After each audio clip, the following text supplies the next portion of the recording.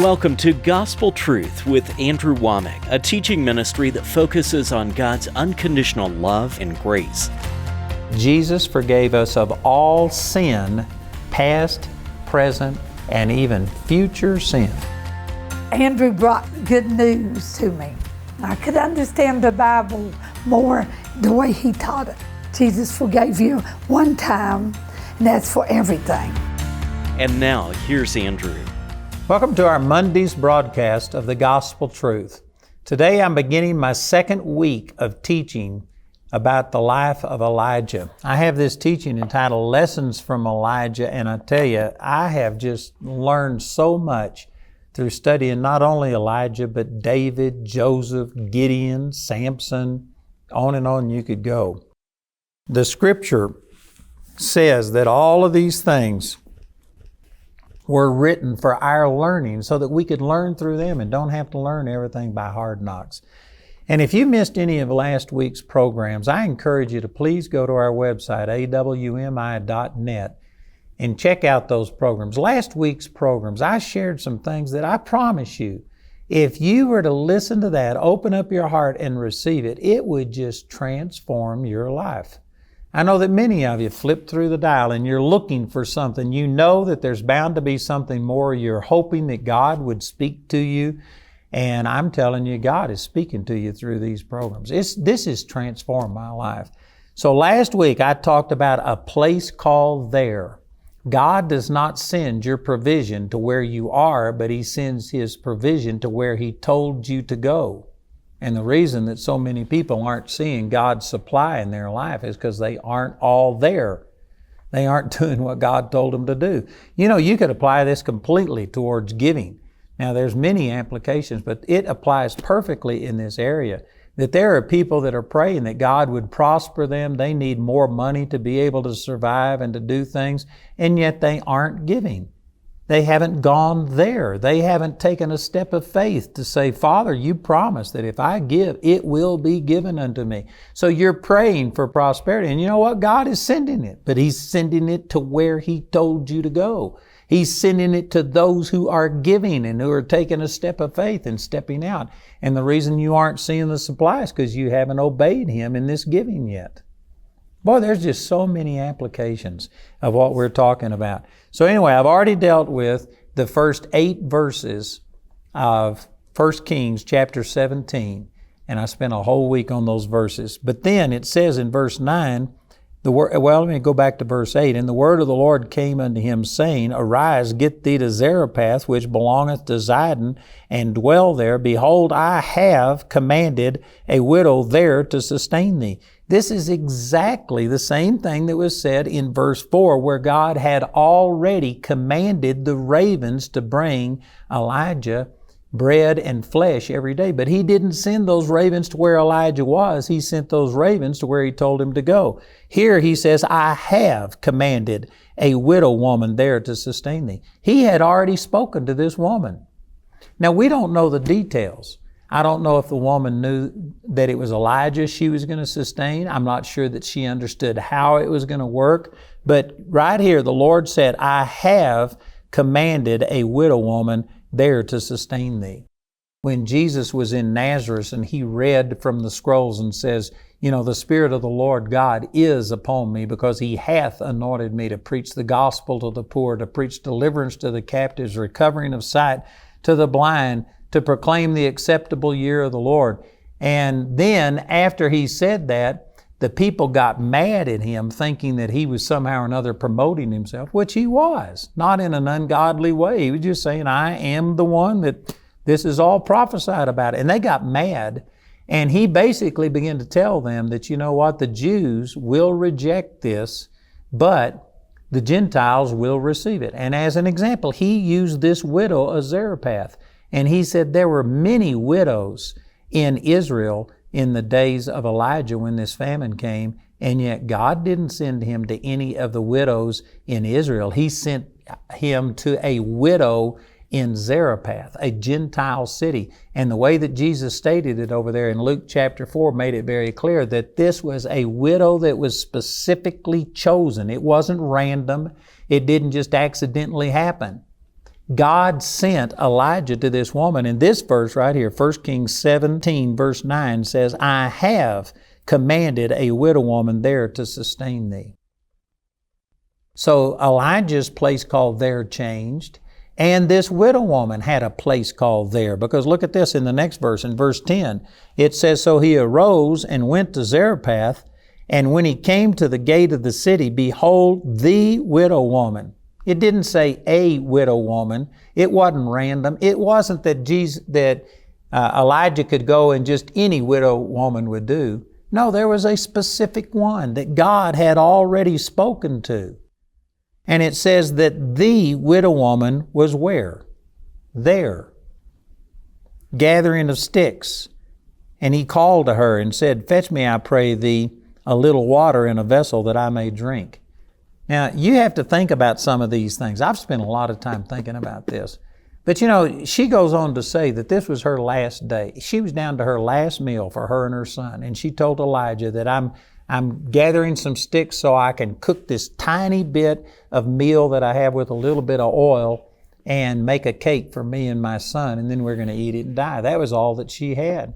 And she was a widow. Back in those days, they didn't have welfare system the way that we have today, and women were not allowed to work the way that we see women working today. They did work, but it was a different system. And anyway, for a widow woman with a child, I mean, basically there was just no hope. This widow woman was down to her last little bit. She had no savings. There was no Social Security net. There was nothing. This woman was down to nothing. And what would happen? Let me just ask you, if you were in that situation, if there was no hope, there was no way that you could get any help from anybody, from any government agency, if you were down to your last meal, what would you be doing? Well, I can guarantee you a lot of people would just be sitting at home griping and complaining. They would be upset. They wouldn't be out there gathering of sticks.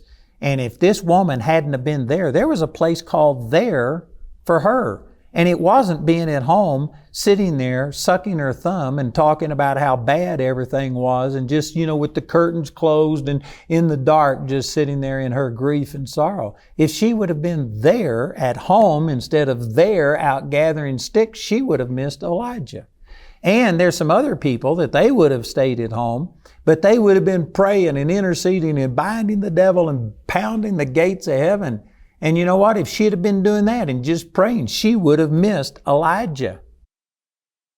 But she was just out gathering sticks, something that was mundane. To the average person, it wasn't any different than any other day. She wasn't doing anything special. She didn't have anything monumental to do. It wasn't spectacular, but she was just out there doing what she could do. She was acting like it was normal as much as she possibly could. And remember this, it says in the previous verse, in verse 9, that God had already commanded this widow woman to sustain Elijah. Not necessarily did she know who it was, and she might not have recognized him, but she knew she was going to sustain somebody. And if she was going to sustain somebody else, she had to be sustained. This woman had faith, and she was out acting as natural as she possibly could. She wasn't doing something spectacular, stupendous, but she was just gathering sticks. But for her, that was her place called there. There's some of you watching this that maybe you don't have anything dramatic to do. You may not have a television ministry. You may not be the pastor of a church. You may not be out there, one of the Fortune 500 companies. It may not be big, but what do you have to do? Just do what you have to do. Some of you may not even have a job. There may be some widow ladies that are watching this that, like this one here in the Bible, that maybe you don't have much, but you could cook. You could be cooking for something for somebody. You could be sewing something. You could be making something. There may be some of you guys that maybe you don't have one of these top-level CEO jobs, but you could work with your hands. You could make something. You could help a person. You could do something. I'm trying to say, don't sit at home and just gripe and complain, or don't sit at home just praying that God is going to supernaturally drop His supply out of heaven. What is it that you have? You know, the Lord appeared unto Moses in Exodus chapter 4, and He says, "What's in your hand?" And Moses says, "It's a stick. It's a rod." It was the rod that he used, as a staff and to herd the sheep and do things. It wasn't anything special. But God said, "Throw it down." And when he threw it down, it turned into a snake, and he ran from it. God called him back and said, "Pick it up by the tail." And when he picked it up by the tail, it turned back into a stick.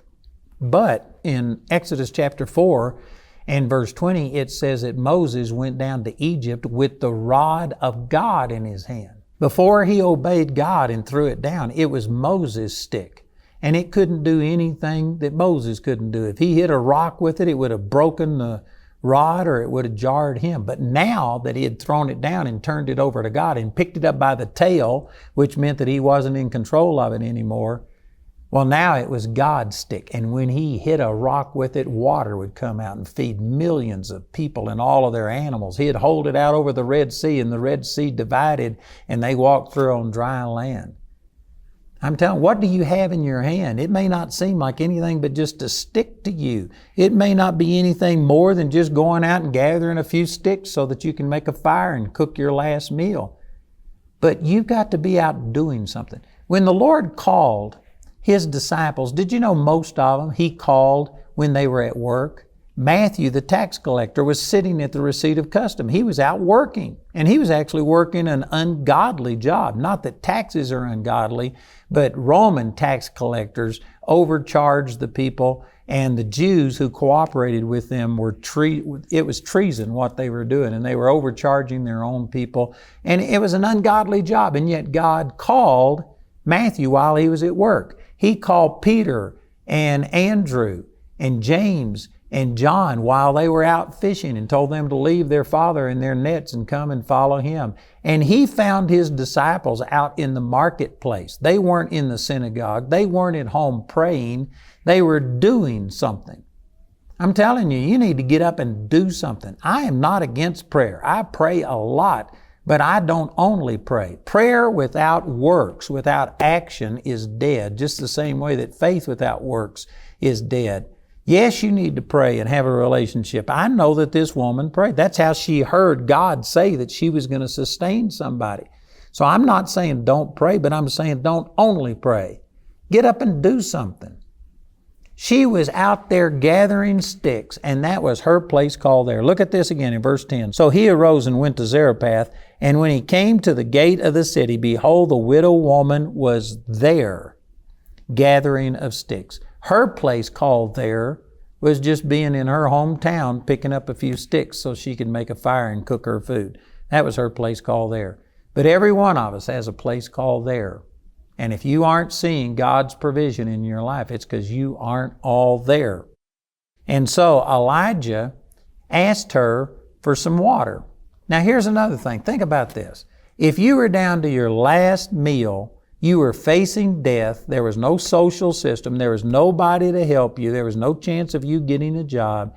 If it was absolutely hopeless, what would happen if somebody walked up to you and said, "Would you please get me a drink of water?" I can guarantee you, if most people watching this program, if somebody walked up to you on a good day, when your belly was full and everything was going fine, you would tell a person who died and made you God, go get your own water. Most people would not just accommodate a total stranger walking up and asking for a cup of water on a good day, much less a bad day.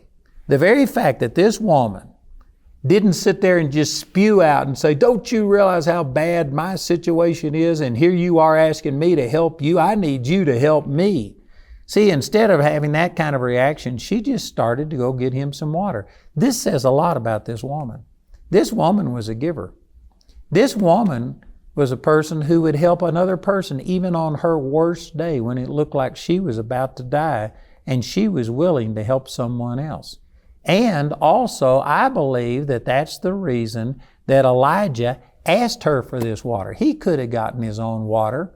It wasn't that he thought he was above that, but he was trying to get this woman to give.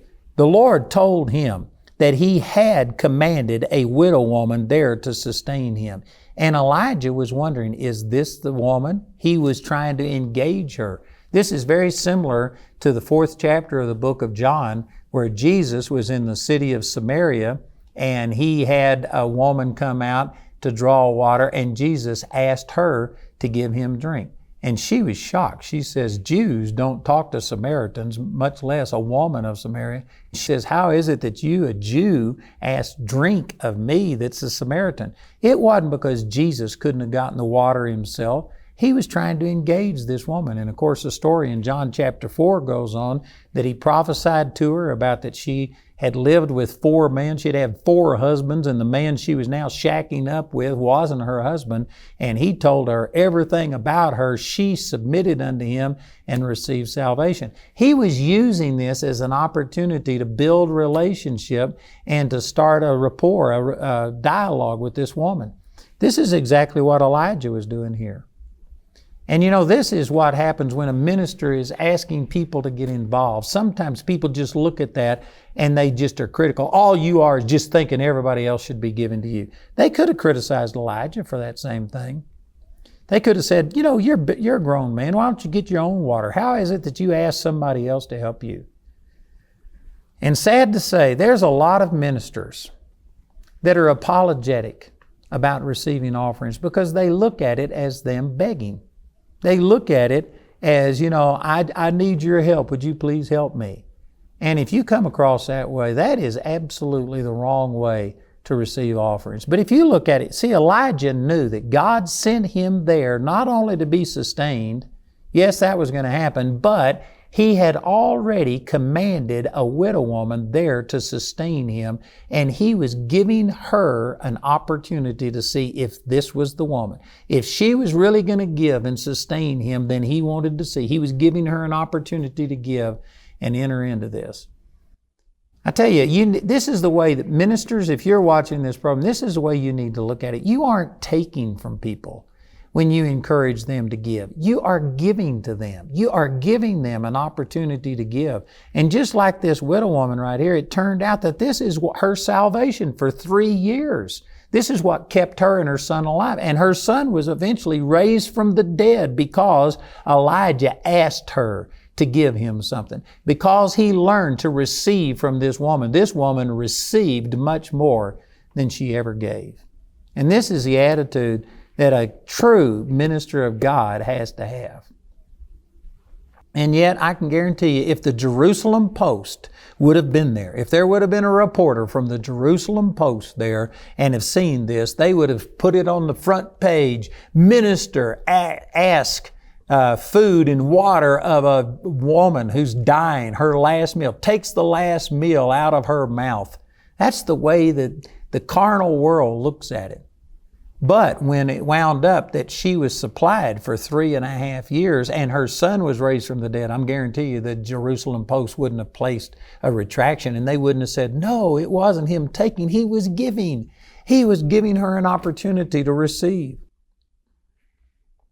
People just look at things in the worst way. Our world is crazy. I mean, the things that are going on in politics.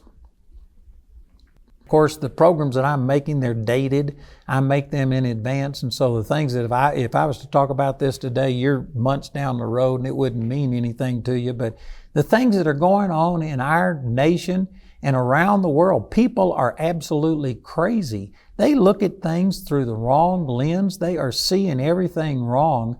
And sad to say, the body of Christ has been more impacted by the world than what we have impacted the world. And there's many ministers that are apologetic, and there are people that think that every time a minister asks anything for finances, that somehow or another we're taking from you. No, we are giving to you. It's like a company that, is $1 billion company and you open it up to investors and they buy it. Man, if they buy your stock, they are going to get dividends that are out of this world. I tell you, the dividends on investing in the gospel are out of this world. And Elijah was not taking from this woman, but he was giving her an opportunity to give and to become a partaker of the anointing that was on him. Elijah was the man of God. And as we go on through this story, Elijah called fire down from heaven. Elijah was powerful. He could have gone and stayed in the Hilton Inn. Of course, they didn't have them then, but he could have stayed in the best place in town. He could have bought the best food. Elijah didn't need this. This woman was a poor widow woman. She needed to give to Elijah. Elijah did not need her to give to him. Now, God used her, and that is how God provided. But again, God could have made it happen some other way for him. This woman needed to give to Elijah. There are people watching this program right now that you just think about when somebody says that we want you to give and to be a part of something, you just look at it in the worst case scenario. But you know what? You need to open your eyes and recognize that we are giving you an opportunity to invest in the kingdom of God. And you need this. It's for your benefit. Not only physically, she had her physical needs met, but her son went on and died, and that's recorded in this chapter. And her son was raised from the dead because of the investment that she had made into Elijah's ministry. And I'm telling you, there's some of you that it's not just about your finances, but your marriage, your health, all kinds of things. You need to start trusting God. You need to give. And Elijah here asked this woman who was facing the worst day of her life to give, and she didn't say a word. She just went on her way to give. In the next verse it says, "And as she was going to fetch it, he called to her and said, Bring me, I pray thee, a morsel of bread in thine hand." So he didn't ask for bread and water the very first time. He asked for a smaller gift, and then there was an increase. And as she went to get the water, he says, "Also bring me a piece of bread." And look at what she said in verse 12. She says, "As the Lord thy God liveth." You know, the terminology here is really important. She didn't say, "As the Lord my God liveth." She says, "As the Lord thy God liveth." She knew that Elijah was a Jew. You know, back in those days, people dressed in a way that identified them, similar to the way some members of the clergy dress today and things like this. She recognized him as a Jew and as a man of God, "As the Lord thy God liveth." Now, she also had some relationship with the Lord because the Lord had spoken to her that she would be sustaining someone. So I'm not saying she didn't have a relationship, but she specifically stated this, "As the Lord thy God liveth, I have not a cake, but a handful of meal in a barrel and a little oil in a cruse. And behold, I am gathering 2 sticks that I may go in and dress it for me and my son, that we may eat it and die." Now, this is typically used to say that this woman had no faith. I don't believe that's so. I'm not going to have time today to give you my full take on this. You need to listen into the program tomorrow. But go back to verse 9 where the Lord said, "I have commanded a widow woman there to sustain thee." This wasn't any woman. It wasn't random.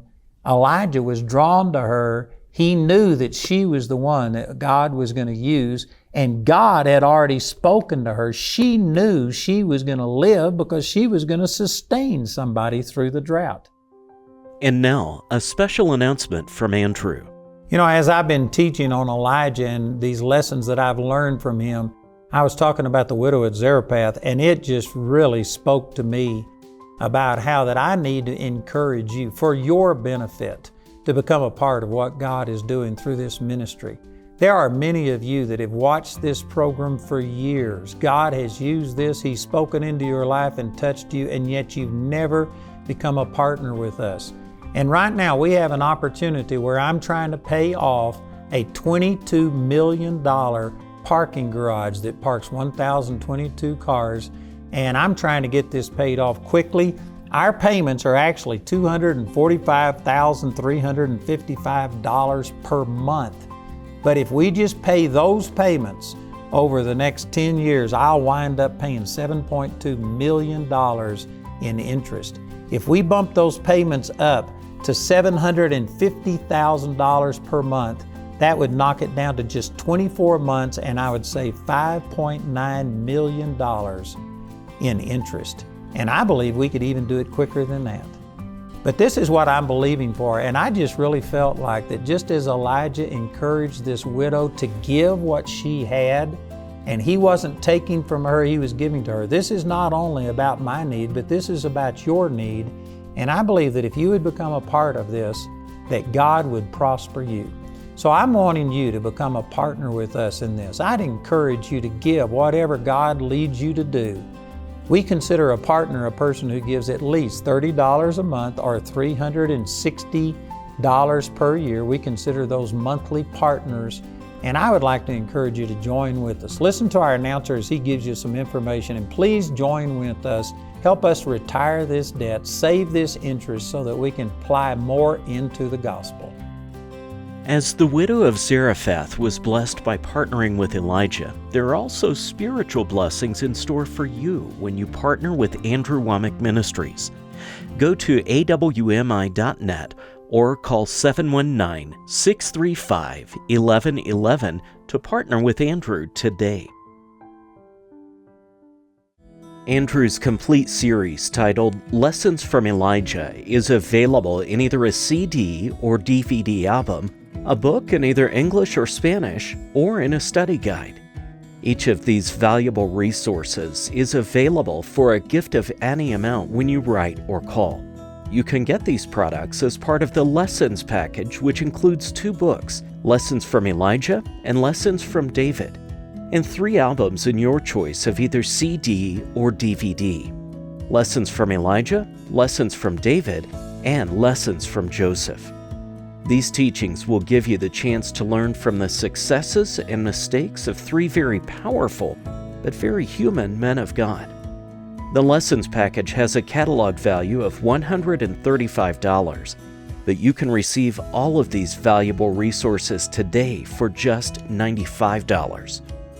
Go to AWMI.net to see all the ways you can get these products. Today, Andrew's book, Lessons from Elijah, is available for a gift of any amount when you write or call. We encourage everyone to give because there's a blessing in giving. But if you're simply unable to afford it, Andrew and his partners will provide this book to you free of charge. We want to say a special thank you to the grace partners of Andrew Wommack Ministries. Your gifts make it possible to put free ministry materials into the hands of many people in need. If you're not already a grace partner, we ask you to pray about becoming one today. You can become a grace partner or order resources through our website at awmi.net or call our helpline at 719-635-1111. A lot of ministers tend to feel isolated. Some ministers have even been at the point of quitting. The 2020 AWMI Conference aims to solve that problem. AWMI is a good way to network with other ministers that have the same spirit, are on the same page.